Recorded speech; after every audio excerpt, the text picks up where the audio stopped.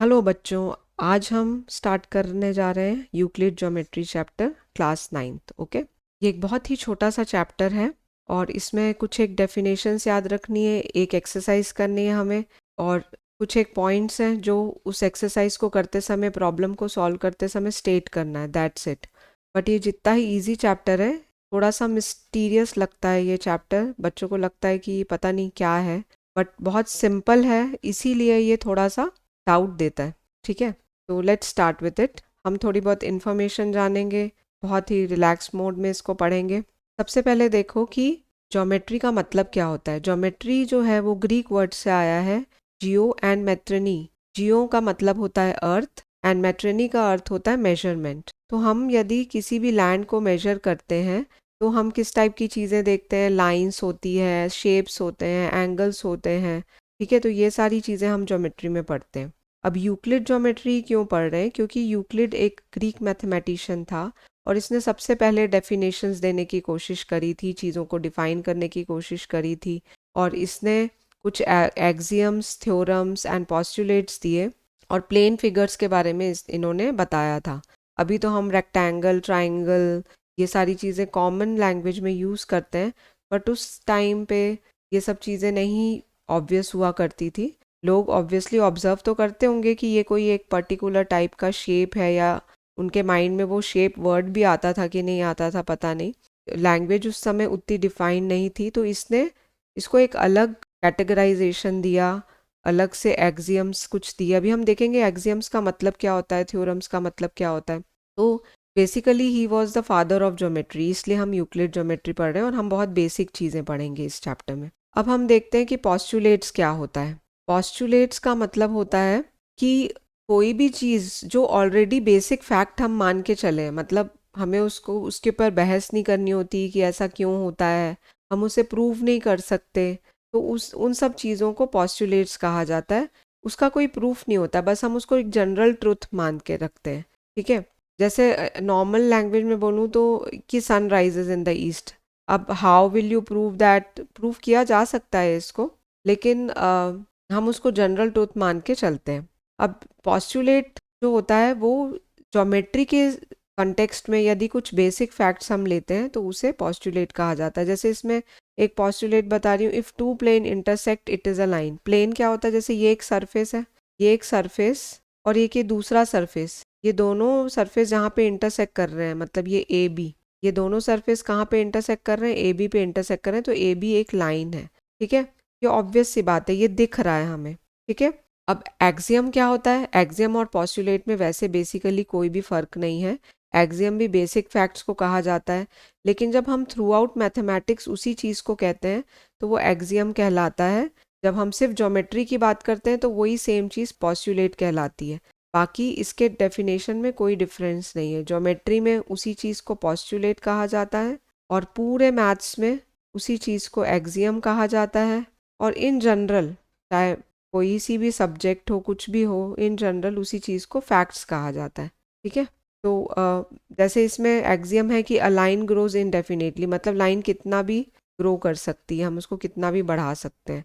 दो पॉइंट्स को ज्वाइन करेंगे तो एक लाइन बनेगी। These are very obvious things. ठीक है, तो आप चाहो तो बस इनके डेफिनेशंस लर्न कर सकते हो, या एमसीक्यूज में हो सकता है इनके डेफिनेशंस आ जाए, तो आपको बस समझना है।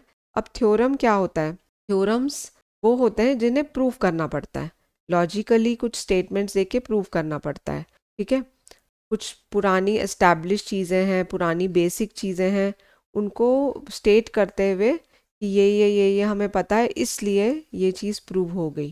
ठीक है, तो ऐसी चीज़ों को हम थ्योरम कहते हैं। जैसे पाइथागोरस थ्योरम। पाइथागोरस थ्योरम आपको पता होगा कि ये राइट एंगल ट्राइंगल में एप्लीकेबल होता है, और इसमें क्या होता है कि hypotenuse square is equals to base square plus perpendicular square. ठीक है, तो hypotenuse square, base square plus perpendicular square कहाँ से आया? इसके लिए सीक्वेंस ऑफ स्टेप्स लगे होंगे और ये इसको प्रूव किया गया होगा। ये बेसिकली सिमिलैरिटी ऑफ ट्राइंगल से प्रूव होता है। आप लोग के सिलेबस में पहले ये हुआ करता था इसको प्रूव करना, अब हट गया है लास्ट ईयर से, बट हम इन सबको प्रूव कर सकते हैं। जैसे ट्राइंगल सम थ्योरम, कि sum of three angles of triangle is 180 degree, angle A plus angle B plus angle C is 180 degree, ये हम प्रूव कर सकते हैं। ठीक है।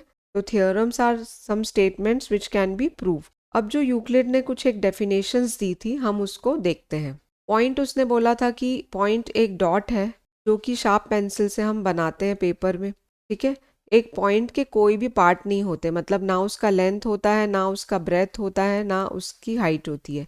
देखो बेटा, अभी चूंकि हर चीज़ डेवलप हो चुकी है, टेक्नोलॉजी डेवलप हो गई, तो हम एक डॉट का भी कुछ ना कुछ डायमेंशन तो निकाल ही सकते हैं ना। एक डॉट जो है एक छोटा सा सर्कल ही तो है, तो उस सर्कल का एरिया होता होगा। बट हम अभी पॉइंट को क्या मानेंगे, एक ऐसा सबसे छोटा यूनिट जिसका कोई भी डायमेंशन नहीं होता, ठीक है। उसका कुछ भी नहीं, हम पॉइंट का ना लेंथ लेते हैं, ना एंगल लेते हैं, ना रेडियस लेते हैं, कुछ भी नहीं लेते, ओके। तो smallest unit of geometry is point. Then line. Line is a breathless length, मतलब जिसकी सिर्फ लेंथ हो और कुछ भी ब्रेथ ना हो, दैट इज अ लाइन। बहुत सारे पॉइंट्स जब ज्वाइन करते हैं हम तो वो लाइन बन जाती है, ठीक है। तो ये सेकेंड चीज़ है ज्योमेट्री की। और तुम लाइन किसको कह सकते हो, दो सरफेसेस जैसे जब इंटरसेक्ट करते हैं तो ये लाइन बनती है। जो मैं ग्रीन से कर रही हूँ ना, ये दो सरफेस का इंटरसेक्शन पॉइंट है, तो ये लाइन हो गई। आप इसको कह सकते हो कि बहुत सारे पॉइंट्स जब ज्वाइन इन हो जाते हैं तो वो लाइन बनती है, ठीक है। एक रूलर मतलब स्केल जो है, स्केल का जो एज है, किसी भी चीज़ का एज जो होता है वो लाइन होती है। टेबल टॉप है ना, टेबल है तो टेबल का जो एज होगा, किनारा होगा, दैट इज़ अ लाइन। तो these are all the definition of line. वो विजुअलाइज कर सकते हैं हम लाइन, जब हम पेपर को फोल्ड करते हैं तो जो क्रीज बनती है वो एक लाइन होती है, ठीक है। Then comes the plane. Plane मतलब सरफेस। जो वॉल है वो एक प्लेन है। ये अभी जो स्लाइड है, हम जिस स्लाइड में देख रहे हैं, ये बोर्ड है जो वाइट बोर्ड, वो भी एक प्लेन है। और प्लेन का लेंथ और ब्रेथ हो सकता है, ठीक है। 2 डायमेंशनल फिगर है ये। Table top is a plane, plane का एरिया होता है, ठीक है। तो दीज आर द थिंग्स। अब एक कई बार हमें एमसीक्यू में क्वेश्चन पूछता है व्हाट आर अनडिफाइंड टर्म्स, तो हम पॉइंट, लाइन और प्लेन को अनडिफाइंड टर्म्स कहते हैं। Although we have tried to define it also, point, line और प्लेन को अभी हमने डिफाइन करने की कोशिश करी है, बट ये these are known as undefined terms, क्योंकि वो डेफिनेशन कंप्लीट नहीं है, मान लो।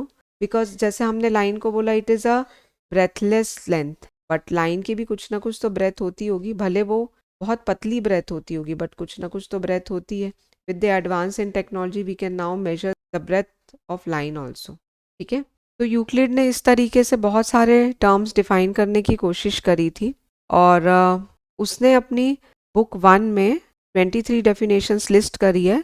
हम यहाँ पे कुछ ही डेफिनेशंस देख रहे हैं क्योंकि ये इतनी रेलेवेंट नहीं है आज, बट हम जस्ट देख रहे हैं कि बुक 1 में उसने कुछ एक डेफिनेशंस डाली थी जिसको कि उसने एलिमेंट्स बोला था। वैसे हम केमिस्ट्री में एलिमेंट्स क्या पढ़ते हैं, बहुत बेसिक चीज़ जहाँ से स्टार्ट होती है कोई भी चीज़, है ना। तो वैसे ही यहाँ पे मैथ्स में एलिमेंट्स मतलब छोटी छोटी चीज़ें जिससे एक्चुअली ज्योमेट्री स्टार्ट होती है। तो सबसे पहला स्टार्टिंग पॉइंट था point which has no part. Line is a breathless length. Line के जो एंड्स होते हैं वो पॉइंट्स होते हैं। हम पॉइंट्स को जनरली कैपिटल अल्फ़ाबेट से डिनोट करते हैं। और अ straight line is a line which lies evenly with points on itself, मतलब लाइन में बहुत ढेर सारे पॉइंट्स होते हैं, ठीक है। लाइन के ऊपर बहुत सारे पॉइंट्स होते हैं, ऐसा तो हमने स्केल में भी देखा है। फिर एक सरफेस होता है, मतलब प्लेन, ये प्लेन की बात कर रहा है, प्लेन बोलो या सरफेस बोलो एक ही बात है। प्लेन की लेंथ और ब्रेथ दोनों होती है। सरफेस की जो एज होती हैं, अगर दो सरफेसेस मीट करती हैं जहाँ पे, या जो सरफेस के जो किनारे होते हैं, दैट इज़ अ लाइन। और प्लेन सरफेस में बहुत सारी लाइंस होती हैं, मतलब बहुत सारी लाइंस को अगर कंबाइन कर दोगे तो वो सरफेस बन जाएगा, ओके। तो ये अभी हमने 7 डेफिनेशंस लिस्ट करी है, इसके अलावा और भी डेफिनेशंस हैं, आप मेरे ख्याल से उनमें जाना नहीं चाहोगे, ठीक है।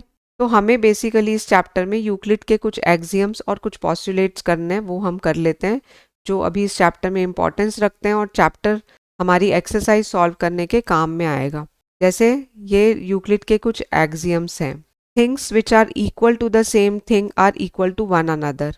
Things which are equal to the same thing मतलब क्या है कि जैसे सपोज एक चीज़ है ए एक वेरिएबल है जो x के बराबर है, और b भी एक वेरिएबल है जो भी x के बराबर है। तो ये दो थिंग्स हैं जो सेम थिंग के बराबर हैं। तो इससे हमें क्या कंक्लूजन निकलेगा कि a is equals to b. अब ऐसे सोचने में तो ये बहुत ऑब्वियस लग रहा है, तो yes, Euclid's axioms are very obvious कि things which are equal to the same thing are equal to one another. कई बार हम लिखते हैं ना कि a plus B plus C is equals to 180 degree, then we write down p plus Q plus r is 180 degree, and then we write down both are equal to 180, तो हम लिखते हैं ना कि a plus B plus C is equals to p plus Q plus r। तो अब जब ये एक्सरसाइज सॉल्व करोगे और आप इस टाइप की कुछ चीज़ें लिखोगे, तो आपको बस यहाँ पे ब्रैकेट में लिखना पड़ेगा कि फ्रॉम एक्सियम 1 की थिंग्स विच आर, आपको स्टेट करना पड़ेगा, वो पूरा स्टेटमेंट लिखना पड़ेगा। इस चैप्टर से जब भी कुछ आएगा आपको स्टेटमेंट देना पड़ेगा कि things which are equal to the same thing are equal to one another. देखो ये पूरे मैथ्स में नहीं करना है आपको, जो सिर्फ इस चैप्टर से क्वेश्चंस आएंगे ना उसमें ये सारी चीज़ें लिखनी है, और अगर आप दूसरे क्वेश्चंस में भी लिख दोगे तो वेल एंड गुड इनफ। ठीक है, अब हम देखते हैं second, if equals are added to equals the whole are equals. If equals are added to equals the whole are equal, इसका मतलब क्या है कि जैसे suppose angle A plus angle b is equals to angle c plus angle d, ये इक्वल है, ये दो लेफ्ट हैंड साइड और राइट हैंड साइड इक्वल है। ठीक है, and x is equals to y, ये भी एक इक्वल है, दो इक्वालिटीज है, तो हम इन दोनों को ऐड कर सकते हैं। तो जो हमारा आंसर आएगा a plus B plus x will be equal to c plus d plus y. दो इक्वल चीज़ों को ऐड किया जा सकता है, तो जो आंसर आएगा वो भी इक्वल होगा। बहुत ऑब्वियस सी बात है, जैसे सपोज इन दोनों का सम 100 है, ठीक है, और x और y जो है वो 80 है, क्योंकि दोनों इक्वल हैं, तो इन दोनों का सम 180 आएगा, इन दोनों का सम भी 180 आएगा। तो if equals are added to equals the whole is equal. ठीक है, अब हम थर्ड एक्सियम देखते हैं, if equals are subtracted from equals then the remainders are equal. बस यही बात है कि हम इक्वल्स को सब्ट्रैक्ट भी कर सकते हैं। जैसे अगर आपको दिया है a plus b is equals to c plus d, ये एक इक्वल हो गया। फिर x is equals to y दिया हुआ है, हम इन दोनों को सब्ट्रैक्ट भी कर सकते हैं, मतलब a plus b minus x will be equal to c plus d minus y. ठीक है, दो इक्वल्स को सब्ट्रैक्ट भी किया जा सकता है। सपोज ये 100 था दोनों और ये 80 था, तो 100 माइनस 80 विल बी 20, दोनों तरफ 20 ही आएगा। तो इक्वल्स को हम सब्ट्रैक्ट भी कर सकते हैं। Then things which coincide with one another are equal to one another, मतलब दो चीज़ें अगर एक दूसरे को पूरा ओवरलैप करती हैं तो वो बराबर होंगी। बहुत ही ऑब्वियस बात है। जैसे हम दो लाइन ले लेते हैं, ये ए बी एक लाइन है और सी डी एक लाइन है। अगर ये दोनों को कम्प्लीटली ओवरलैप कर रही है तो डेफिनेटली इन दोनों की लेंथ सेम होगी, तभी वो एक दूसरे को कम्प्लीटली ओवरलैप कर रही है। Same goes with angles also, अगर दो एंगल इक्वल होते हैं तो वो एक दूसरे को ओवरलैप करेंगे। ओके, और अगर ओवरलैप करेंगे तो वो इक्वल होंगे, है ना। ऐसी रेक्टेंगल के लिए भी होता है कि लेंथ और ब्रेथ अगर इक्वल होगी तो वो ओवरलैप कर रही है, अगर पूरी लेंथ और ब्रेथ ओवरलैप कर रही है मतलब लेंथ और ब्रेथ दोनों की सेम होगी। Then whole is greater than part. Whole is greater than part का मतलब ये है कि जो पूरा होता है वो उसके खुद के हिस्से से ज़्यादा होता है। आप अगर चॉकलेट खा रहे हैं, ठीक है, एक चॉकलेट खा रहे हो आप पूरी खाओगे तो वो ज़्यादा होगी, कि अगर आप उसका कुछ हिस्सा खाओगे तो वो ज़्यादा होगी, है ना। तो part is definitely smaller than the whole, whole is always greater than the part. ठीक है, तो in fraction whole is taken as 1 और part is taken as proper fraction, मतलब 2/3, जिसमें न्यूमरेटर बड़ा होता है डिनोमिनेटर से। तो होल मतलब कंप्लीट, जैसे 100% is whole and 20% is part, तो whole is always greater than the part. Then things which are double of the same thing are equal to one another, ये दोनों को हम एक साथ देखते हैं। And things which are half of the same thing are equal to one another, और ये जो फर्स्ट पॉस्टुलेट हमने देखा था, things which are equal to the same thing are equal to one another, almost same ही है। हम इसको समझते हैं। Things which are double of the same thing, जैसे सपोज x जो है वो 2 रोटी के बराबर है, y जो है वो भी इसी 2 रोटी के बराबर है। Double of the same thing, x is equals to 2z, y is also equal to 2z, इसका मतलब क्या है, x is equals to y। और वैसे ही अगर x किसी भी चीज़ का आधा है और उसी सेम चीज़ का आधा है y भी उसी सेम चीज़ का आधा, ऐसा नहीं कि कोई डिफरेंट चीज़ का आधा, जैसे x अगर z डिवाइड बाय 2 है and y is also z divide by 2, z का आधा, then also x is equals to y। तो एक्सियम्स बहुत इजी टू अंडरस्टैंड है, बस हमें याद रखना है इनके स्टेटमेंट्स और हमें क्वेश्चन में जहाँ पे भी ज़रूरत पड़े वहाँ पे हमें इसे स्टेट करना है, दैट्स इट। ठीक है, देखो कंसिस्टेंट एक्सियम्स वो होते हैं जो आपस में लड़ाई नहीं करते, मतलब आपस में जो एक दूसरे को कॉन्ट्राडिक्ट नहीं करते। हमने अभी देखा ना कि ए वाला और लास्ट के दोनों, वो दोनों एक दूसरे के समर्थक थे। ठीक है, हमने क्या देखा कि ये जो डबल वाला था तो things which are equal to the same thing ही था, ये दोनों सेम थिंग के ही बराबर है, यहाँ पे भी ये दोनों सेम थिंग के बराबर है। तो ये कंसिस्टेंट एक्सियम थे, उन्होंने पुराने एक्सियम को फॉल्स नहीं प्रूव किया, उसी को ही थोड़ा सा एक्सटेंड किया। तो ऐसे सेट ऑफ एक्सियम्स को हम कंसिस्टेंट एक्सियम कहते हैं, जो पुराने एक्सियम्स को सपोर्ट करता है। ठीक है, अब हम आते हैं पॉस्टुलेट्स पर। पॉस्टुलेट्स भी इजी है, मैंने आपको बताया ना कि पॉस्टुलेट्स जो होता है वो ज्योमेट्री स्पेसिफिक होता है और एक्सियम जो होता है वो हम पूरे मैथ्स में थ्रू आउट ले सकते हैं। तो यहाँ पे अब यूक्लिड के 5 पॉस्टुलेट्स हमें लर्न करना है विच आर वेरी इंपॉर्टेंट। ठीक है, आपको इसको सीक्वेंस में भी लर्न करोगे तो बेटर रहेगा, क्योंकि कई बार वो ऐसे भी पूछ लेता है कि state Euclid's third postulate, fourth postulate, तो आप इसको सीक्वेंस में लर्न करना कि फर्स्ट पॉस्टुलेट कौन सा है, सेकेंड कौन सा है। ठीक है, अब फर्स्ट पॉस्टुलेट क्या है, अ स्ट्रेट लाइन में be drawn from any one point two any another point, कोई भी एक पॉइंट से दूसरे पॉइंट में स्ट्रेट लाइन को भेजा जा सकता है। ठीक है, एक पॉइंट से दूसरे पॉइंट में स्ट्रेट लाइन को भेजा जा सकता है, चाहे वो पॉइंट कहीं पर भी हो, कोई भी 2 पॉइंट्स दिए हुए हो तो उससे एक लाइन ड्रॉ की जा सकती है। This is Euclid first postulate. Second point है, a terminated line can be produced indefinitely, एक लाइन जो टर्मिनेट हो चुकी है मतलब रुक चुकी है उसे हम आगे बढ़ा सकते हैं, कितना भी आगे बढ़ा सकते हैं। A terminated line can be produce indefinitely, line को कितना भी आगे बढ़ाया जा सकता है। ये जनरली हमको स्टेट करने आता है, बस आपको बोलेगा कि यूक्लिड का सेकेंड बता दो, यूक्लिड का थर्ड पॉस्टुलेट बता दो।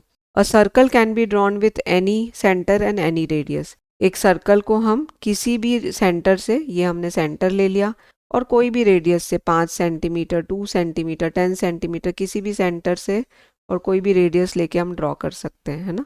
Sorry for my drawing. तो this is Euclid's third postulate. Then fourth is all right angles are equal to one another, जितने भी राइट एंगल्स होंगे सब इक्वल होंगे एक दूसरे के, ऑब्वियस बात है क्योंकि वो राइट एंगल 90 डिग्री ही होंगे, तो सारे 90 डिग्री के एंगल एक दूसरे के बराबर होंगे। ये भी 90 डिग्री है, ये भी 90 डिग्री है, तो सारे राइट एंगल्स एक दूसरे के बराबर होंगे। ओके, अब लास्ट पॉस्टुलेट, ये बहुत इंपॉर्टेंट पॉस्टुलेट है, और चूंकि ये थोड़ा सा देख रहे हो आप 3 4 5 लाइंस में लिखा हुआ है, तो ये जनरली पूछा जाता है। फिफ्थ पॉस्टुलेट पूछा जाता है, और इसको भी रीड करने में हो सकता है इमीडिएटली समझना है, but we will understand it gradually. If a straight line falling on 2 straight lines make an interior angle on the same side of it. चलो पहले इतना समझते हैं। If a straight line falling on 2 straight lines make interior angle on the same side of it. हम पहले 2 line बनाते हैं। If a straight line falling on 2 straight lines, तो हम ये 2 लाइन पे फॉल करवा देते हैं एक लाइन को। चलो मैं एक और फिगर बनाती हूँ यहाँ पे, सपोज ऐसा, ये 2 स्ट्रेट लाइन हम इस तरीके से बनाते हैं और इस पे एक और लाइन बनाते हैं। ठीक है, 2 लाइन पे एक लाइन फॉल कर रही है, तो इंटीरियर एंगल्स बन रहे हैं। कौन कौन से इंटीरियर एंगल्स बन रहे हैं, ये बन रहा है, ये बन रहा है, ये बन रहा है और ये बन रहा है, ये 4 इंटीरियर एंगल्स कहलाते हैं। अगर आपने पैरेलल लाइंस पढ़ा है तो आपको पता होगा कि ये चारों को 1 2 3 4 को हम इंटीरियर एंगल्स बोलते हैं, और ये जो 5 6 7 और 8 है ये एक्सटीरियर एंगल्स कहलाते हैं। ठीक है, तो अभी हम इंटीरियर एंगल्स की बात करेंगे, इस पॉस्टुलेट में इंटीरियर एंगल्स की बात कर रहे हैं। तो ये क्या कह रहा है, ऑन द सेम साइड, इसको याद रखना, सेम साइड में जो इंटीरियर एंगल्स है अगर हम उसको together, if taken together, less than 2 right angles, same side के अगर जो इंटीरियर एंगल्स है उनको हम एक साथ लेंगे और वो लेस देन 2 राइट एंगल्स हैं। ठीक है, तो ये 2 एंगल्स मैं ले लेती हूँ, 1 और 4 ले लेती हूँ। 1 और 4 सेम साइड में है, तो angle 1 plus angle 4 taken together बोला था ना। अगर ये 2 राइट एंगल से छोटे हैं, मतलब 90 प्लस 90 मतलब 180 से अगर ये छोटे हैं इन दोनों का सम, तो इस तरफ से ये दोनों लाइन मीट होंगी। ये दोनों लाइन को जब मैं एक्सटेंड करूंगी तो ये लाइंस जो हैं वो इस तरफ मीट होंगी जिस तरफ वो 180 डिग्री से छोटे बना रहे हैं एंगल। ठीक है, तो एंगल 1 प्लस एंगल 4 जो है वो 180 से छोटा होगा इन दोनों का सम, तो वो उसी तरफ मीट करेंगे। जैसे इस अगर हम राइट हैंड साइड में देखते हैं तो एंगल 2 और 3 दोनों मिलके 180 से बड़ा एंगल बनाएंगे और इसलिए इस तरफ लाइन कभी भी मीट नहीं करेंगी। अगर आपको ध्यान होगा पैरेलल लाइंस, तो आपको ध्यान होगा कि ये 1 और 4 जो हैं ये एंगल हमेशा इधर भी 180 बनता है और इधर भी 180 बनता है ना। 2 और 3 इज ऑल्सो 180, तो कहीं पे भी लेस देन 180 नहीं है, तो कहीं पे भी मीट नहीं करेंगे, ना लेफ्ट साइड में ना राइट साइड में, इसीलिए पैरेलल लाइन से, क्योंकि वो कभी मीट नहीं करेंगे। लेकिन यूक्लिड का फिफ्थ पॉस्टुलेट क्या कह रहा है? यूक्लिड का फिफ्थ पॉस्टुलेट ये कह रहा है कि अगर किसी दो लाइन के ऊपर एक कोई थर्ड लाइन है तो जो इंटीरियर एंगल्स हैं ऑन द सेम साइड उनका सम अगर 2 राइट एंगल से छोटा होगा, 180 से अगर कम होगा इनका कम, तो वो उस लाइन को जब हम एक्सटेंड करेंगे तो ये लाइन उस तरफ मीट कर जाएगी। बस यही हमें बताना है और इसको हम अपने वर्ड्स में भी एक्सप्लेन कर सकते हैं। ठीक है, ज़रूरी नहीं है कि हमने जो 5 लाइन का स्टेटमेंट पढ़ा है हम उसी तरीके से उसे लर्न करें, कोशिश वही होनी चाहिए, बट हम इसको सिंपल लैंग्वेज में भी हम डिफाइन कर सकते हैं कि if a transversal intersects 2 lines then the 2 lines will meet at that side where the sum of interior angles is less than 180 degree. ये भी आपको सोच के ही बताना पड़ेगा, थोड़ा सा इसमें लर्न करने की ज़रूरत है। ऐसा नहीं है कि एकदम इजी हो जाएगा, बट आपको इसको स्टेटमेंट को लर्न करके इसको बताना है। फिफ्थ पॉस्टुलेट्स पूछा जाता है। Okay, so this was all about this chapter. I hope you have understood this chapter. I will make another video in which we'll do the exercises also. इसकी हम एक्सरसाइज भी कर लेंगे। This till then good bye and have a good day. Thank you for watching.